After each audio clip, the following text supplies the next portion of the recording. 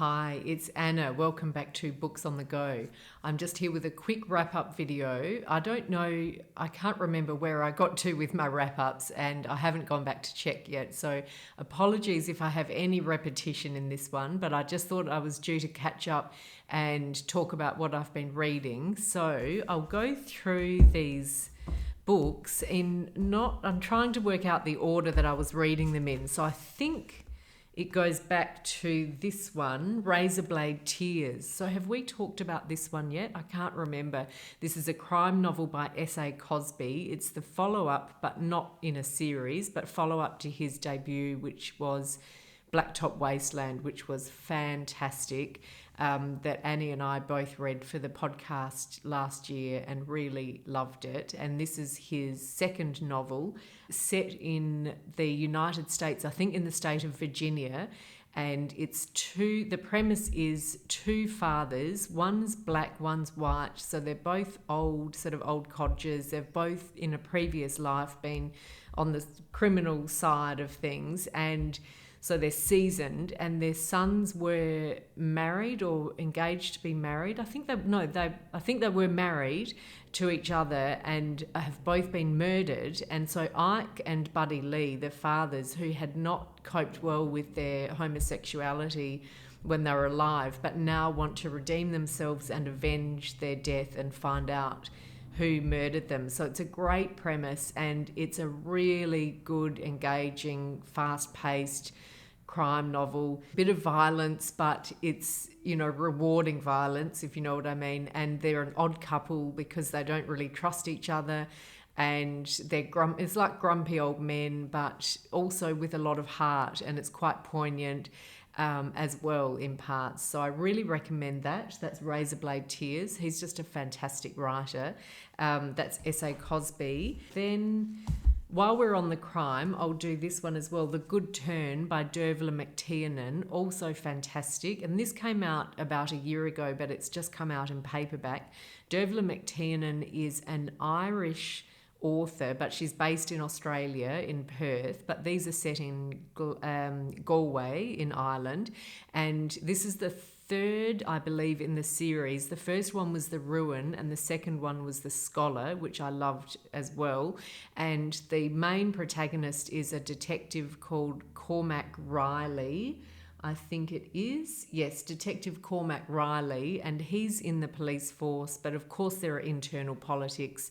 And there's also in this one another police officer called Peter Fisher. I'm getting deja vu. I feel like I have spoken about this one before, but apologies. It's really good. So there's a murder, but there's also an internal investigation or a corruption investigation that Cormac Riley is looking at as well. And so it has interweaving stories. It's really well paced and well plotted. Great characters, great sense of place. You feel like you're there in Ireland. And she switches from scene to scene very well. So it just always keeps you on your toes. So I really recommend this. That's The Good Turn. And it is the third in the series, but I don't think you need to read the other two to enjoy this one. Then I can't remember the order that I read these, but Dreamland by Rosa Rankine-Gee, and we just did this recently on the podcast as well. And this is her second novel. I really loved her first novel, The Last Kings of Sark, which I read because I was in Guernsey a few years ago and it was set in the Channel Islands, and I wanted that local book, of which there weren't many, and I really loved it. It was a lyrical, lush sort of summer novel, a coming of age type of novel, and this is her second novel. So it's been a good 5 years, I think, between the two, or possibly a bit longer.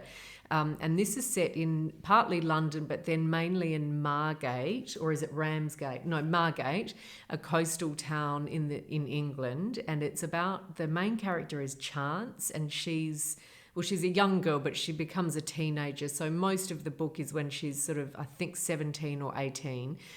Really tough family life. So her mother's really a single mother with not much income. It's set in the near future, in a climate changed future. So it's quite dystopic. and they're doing it really tough. They get moved or encouraged to move by the government to this seaside town of Margate by giving them a financial incentive, and they're just getting by day to day. So Chance actually gets by thieving and burgling houses. She has another boy who's a friend of hers that they go around the houses together, and she meets a girl called Frankie, and they strike up this special friendship. But meanwhile, they're just always in peril because the tide keeps encroaching. It's really hot, and she just has a sense that the town itself is in danger and the government might be abandoning them. And this is drawn from real life examples of government policies around social housing, around moving people out of the city centre of London, repurposing hotels in Margate and similar towns to be detention centres or refugee asylum sort of processing centres and things like that. So it's quite close to home, and of course the climate change is becoming more and more real and less like a future dystopia sort of novel, so quite depressing in that sense. But what I loved about this was the writing's really lively, really energetic, and quite dryly funny. She's very witty, and so that energy of the writing and the authenticity of the characters and the dialogue, which feels so true to life, really pulls you through and makes it quite a propulsive novel, which I think overcomes the fact that it is a bleak subject matter. So I recommend Dreamland. I'd be interested if you have read it. Let me know your thoughts. Another one that I read belatedly, If I Had Your Face by Frances Cha, and I say belatedly because I think this was very popular last year, but it passed me by completely, and I hadn't heard, or if I had heard of it, it hadn't stuck in my mind, and I was in imprints and Catherine recommended it to me, so I think it's now, so it's come out in paperback. Gorgeous book. It's a novel about 4 women in Seoul, so young women living in Seoul, not wealthy. They live in this sort of apartment block which is mainly for single people, but one of them is married, but they pay a low rent and they work in, I think one's a beautician or one's a hairdresser, one is in the room salon, or what do they call them? Yeah, a room salon girl, which is like a high-end establishment that wealthy businessmen go to in the evenings and get entertained. And the other one, and Miho, who's an artist, and she's a bit more worldly because she's also lived in New York, I believe. The other one, Wanna, who's pregnant with a child that they can't afford, or she can't afford. And so it moves from one story to the other and back again really effectively. So she just gets you the interesting parts, if you like, and then you move to the next one. And they're all friends with each other, so they're all interlinked as well. And you get different points of view of the same storyline, and it really rings true. It's a lovely, sort of easy to read, engaging novel, but it also does show you what it's like living in Seoul, what it's like if you don't have a lot of money, the expectations of women, their families' expectations of them, and all of those issues are brought to light, but in a very engaging way. So I really enjoyed this. I recommend it. That's If I Had Your Face. Then after that, another great read, Fault Lines by Emily Itami. This is about Mizuki, who is a Japanese housewife, and she's in a fairly boring marriage, and that's fine. And she's, of course, under the pressure to be the perfect wife and to conform to the standards expected of her in Japanese society, which are quite well defined and quite strict, and she manages to do all of that, but she finds it unfulfilling. So she has one child, I think, or one or two children. She does the school run, and some of the mothers are extremely diligent about how they do the lunchbox, what piano lessons they're organising, or whatever it might be. And she just finds that bores her. It doesn't really, she feels like she's a different person to that. And she used to be a singer. She no longer works, or maybe she does work. she used to be a singer. I can't remember now if she's still working, but she doesn't have a, really exciting life, or a life that she thinks is really her, what she's like. And so it's sort of a similar story that's been done before, but it's a very fresh way she writes. And of course then she meets a man, and that complicates her life somewhat. And it's quite a short novel and a simple premise, and again, something that might have been done before, but the writing is very dry, really funny, very much a sense of what it's like to live in Tokyo, which I loved, and the good and the bad of that. So it's really gives you a complex picture, a three-dimensional picture, and she gets into these situations. Her commentary sometimes is very funny. It's very real to life. You can imagine this husband who sort of sits down, he's distracted, he's watching sport, he takes her for granted, but then it's more complex than that as well. And yeah, really, really good, very tightly written, and I really enjoyed that. So I recommend that. That's Fault Lines by Emily Itami. And then I turned, because it's Women in Translation Month, so I started The Lying Life of Adults by Elena Ferrante, translated by Anne Goldstein. And I'm a huge Ferrante fan. I loved the Neapolitan Quartet. I loved The Days of Abandonment, I think was her short novel about the woman going through a marriage breakup and sort of trapped in her apartment. It was nightmarish, but really vivid.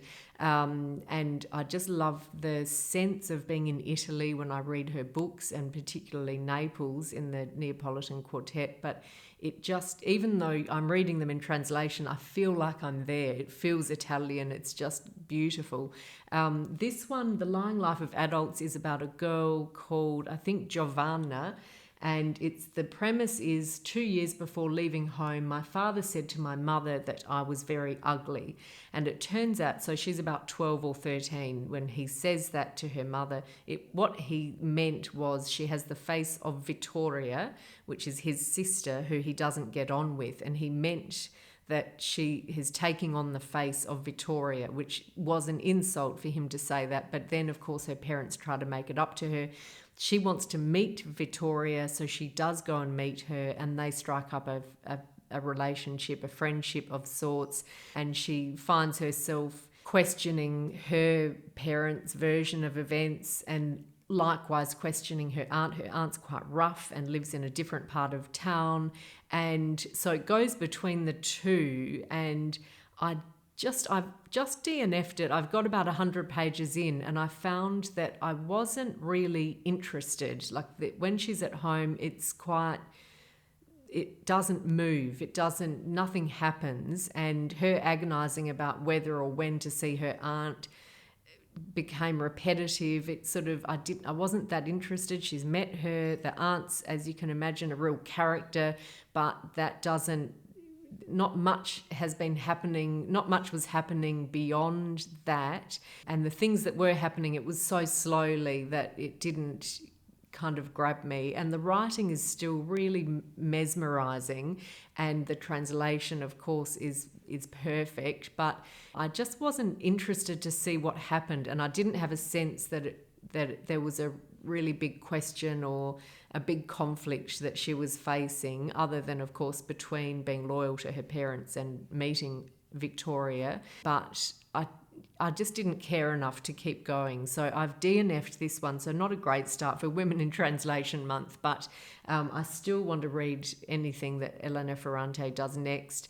And I've got one or two more up my sleeve for this month for Women in Translation. So I'll keep you posted on those. But let me know if you have read this, if you think it's worth picking up again. And that was The Lying Life of Adults. That's what I've been reading so far in July. Is it August? We're in August now. I think most of these were late July. So I'm losing track of the months. But it's been that sort of few weeks here in Adelaide. We had a lockdown. We came out of lockdown. We've been very lucky, actually. Quite well protected here. But it's all been a bit crazy. So I hope you're going well wherever you are. And let me know what you've been reading. And I'll see you soon. Bye for now.